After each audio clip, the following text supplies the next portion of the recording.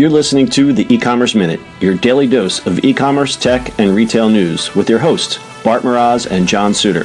The show is a production of Sumo Heavy, a digital commerce consulting firm located in Brooklyn, New York, and Philadelphia. Find us on the web at sumoheavy.com. This episode of the E-Commerce Minute is brought to you by Frameology. Frameology is simple, beautiful framing for the photos you love. Pick a frame, upload a photo, done. Free shipping on orders over $50. Start shopping at Frameology.com. And E-Commerce Minute podcast listeners get 10% off at checkout with the code PODCAST. Frameology. Simple, beautiful framing for the photos you love.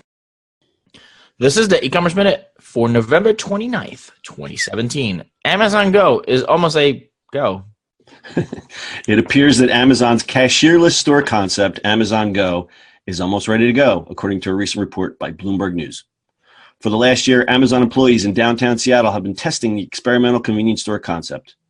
If you're not familiar with the Go concept, the ambitious idea is that consumers can enter the store, make selections, and exit the store without standing in line or interacting with salespersons or cashiers. Here's how it works. Upon entering the Go store, shoppers scan their smartphones. Cameras and shelf sensors then work together to determine which items have been removed from the shelf and who has them. This eliminates the need for tracking devices like RFID chips. When the shopper exits Go, the algorithms total the order and build the customer's Amazon account.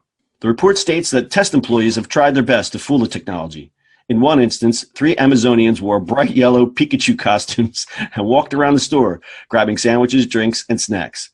The algorithms still figured it out, according to a person familiar with the situation. The employees were correctly identified and their accounts charged for the merchandise, even though they were hidden under a veil of yellow polyester.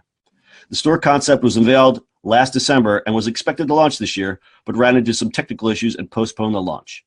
However, it's been reported that teams working on the project have recently switched from engineers and research scientists perfecting the platform to the construction managers and marketers who would build and promote the stores to consumers. It's almost a reality. I want to walk in with Pikachu costume. Try doing that at your local 7-Eleven. Stop and save. That'd be fun. I don't think it would go as well if you did that. No, not at all. Hey, this is actually really, really exciting. I kind of like it. I don't know. You like it because you're all into that contactless payment. Like you, totally. I'm walking through. I'm not touching nothing. I'm grabbing. I'm Mr. Grab and Go. I've seen you. I've seen you in airports. You were the first guy to have your boarding pass on the phone.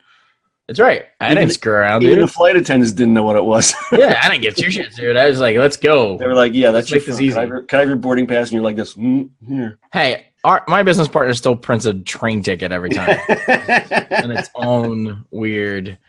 I mean, listen, I know what he does, but like why he does it, but it's like, come on. Anyway, I like it. I don't. So the problem is, I think, is like, well, first of all, when you go shopping, do you actually look for people to tell you where stuff is? I mean, you just go shopping. Depends on the store, but 99.999% no. Right, and you just want to get out. So in reality, this just saves you being in line. Yeah. No, okay. I think for convenience store, this is spot on. I think it makes total sense. It's really cool how this works. Because I originally thought, oh, okay, so everything has a tag on it, but then you're taking you're taking all these RFID tags, and that's costly and that's not good for anybody, including the environment. But no, it basically says, okay, Bart's in the store now. Bling, let's track Bart. Okay, we know based on this camera angle that those bag of Doritos have been removed from the shelf, and he always buys the jumbo bag of Doritos, so he took that bag of Doritos. But it's neat. But the way they flip it, it's not like, okay, something is missing from the shelf. They're using cameras to see that the physical pieces are moving, and they're moving with the phone that's being tracked. It's just really incredible. Yeah, I mean, as soon as you put it back, it takes it out of your cart. So you can take it in, take it back. It's just a whole bunch of good stuff. I like it. I like the idea of just walking in, grabbing, and just going. So you probably go and see more and more of these things as they evolve over time. I would love to go visit the store. Unfortunately, it's in Seattle and it's still a test store. So I guess we're gonna have to wait. Well, when they open it, we can just go look at it. That's pretty incredible. All right, anything else? Keep on shopping. Keep on shopping. All right, that's your e-commerce minute for today. We'll see you on the internet tomorrow. That's it for today's show. If you like the show, subscribe to E-commerce Minute anywhere podcasts are available. You can also read the show notes and listen to previous episodes at ecommerceminute.co.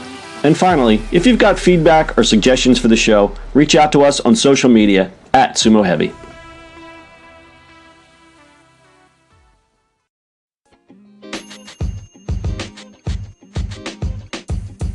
The podcast you just heard was recorded with Anchor. If you want to make your own, download the Android or iOS app completely free from anchor.fm/podcast. That's anchor.fm/podcast.